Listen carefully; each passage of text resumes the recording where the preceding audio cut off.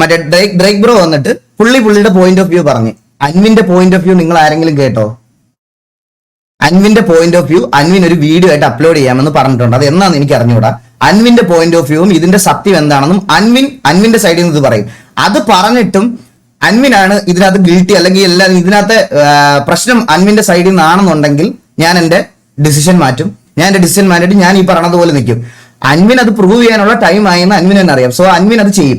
ഞാൻ ഒന്നുകൂടി പറയുവാണ്, അൻവിന്റെ സൈഡിൽ നിന്നോ അൻവിന്റെ കമ്പനി എന്തിന്റെ സൈഡിൽ നിന്നാണെങ്കിലും ₹1 ഞാൻ എന്റെ കൈകൊണ്ട് മേടിച്ചിട്ടുണ്ടെന്ന് ഒരു തെളിവോ അല്ലെങ്കിൽ ഒരു പ്രൂഫോ എന്റെ ബാങ്ക് അക്കൗണ്ട്സ് മൊത്തം ഞാൻ തരാം, എല്ലാം തരാം.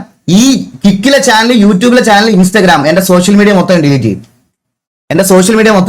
ഇത്രയും പേരുടെ മുമ്പിൽ വെച്ച് ഞാൻ പറയാണ്, എന്റെ സോഷ്യൽ മീഡിയ ₹1 ഞാൻ ഇൻവെസ്റ്റ്മെന്റ് അൻവിന്റെ കയ്യിൽ നിന്ന് മേടിച്ചിട്ടുണ്ടെങ്കിൽ എന്റെ സോഷ്യൽ മീഡിയ മൊത്തം ഞാൻ ഡിലീറ്റ് ചെയ്യും. പക്ഷേ ഈ കണ്ടന്റ് ഇട്ട് എല്ലാവരും തെളിയിക്കണം ഞാൻ അവന്റെ കയ്യിൽ നിന്ന് പൈസ മേടിച്ചിട്ടുണ്ട് എന്ന് തെളിയിക്കണം. നിങ്ങളുടെ റെസ്പോൺസിബിലിറ്റിയാ. തെളിയിച്ചില്ലെങ്കിൽ ഈ കോണ്ടന്റ് ഇട്ട കുറച്ച് ആൾക്കാർ എന്റെ ഫോട്ടോയും എന്റെ തലയും വെച്ച് ഇട്ട കോണ്ടന്റ് ഇട്ട ഇവിടുത്തെ കുറച്ച് പ്രമുഖന്മാരുടെ എല്ലാം വീട്ടിൽ ഞാൻ നോട്ടീസ് അയക്കും. ഒരു സംശയമില്ല. യു ഹാവ് ടു പ്രൂവ് ഞാൻ പൈസ വാങ്ങിച്ചിട്ടുണ്ട് എന്ന് തെളിയിക്കണം. തെളിയിച്ചില്ലെങ്കിൽ ഞാൻ 3 ദിവസം സമയം തരാം. 3 ദിവസത്തിനകത്ത് സമയം തരാം. ഞാൻ അല്ലെങ്കിൽ ഞാൻ അത് കഴിയുമ്പോഴത്തേക്കിന് ഞാൻ മേടിച്ചിട്ടുണ്ട് എന്ന് തെളിയിച്ചാൽ ഞാൻ തന്നെ എല്ലാം ഡിലീറ്റ് ചെയ്ത് പൊക്കോളാം. മേടിച്ചിട്ടില്ല എന്നുണ്ടെങ്കിൽ ഈ പറഞ്ഞതുപോലെ ഞാൻ ഡിഫേമേഷൻ കേസ് ഫയൽ ചെയ്യും.